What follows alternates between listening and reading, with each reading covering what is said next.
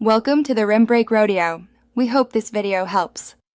You start by confirming the cable type and collecting essentials: magnifier, multimeter, soldering iron, heat shrink, and Kapton tape. Look closely for broken shielding, exposed conductors, or a deformed connector. This tells you whether to repair the plug or the jacket.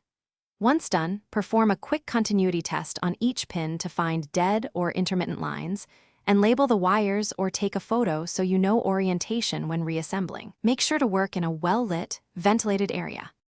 You now expose and isolate the internal conductors by cutting back the outer jacket about 10 to 20 millimeters and folding the braid back.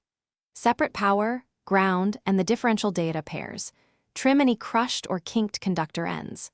Once clean, strip 2 to 3 millimeters, twist and tin each conductor with low-temperature solder to avoid insulation damage. Recreate shield continuity by reweaving or soldering the braid to the ground and secure with Kapton tape. Test continuity after every critical join to verify success. You finish by sliding layered heat shrink over the repaired section and applying heat to create a smooth, durable jacket. Add epoxy or a molded sleeve at the junction for strain relief. Reconnect the plug, then verify power and data. Confirm PD negotiation, measure voltage/current under load, and transfer a file to test data lanes. If something still fails, recheck each continuity point and solder joint. Make sure the connector pins are correctly mapped.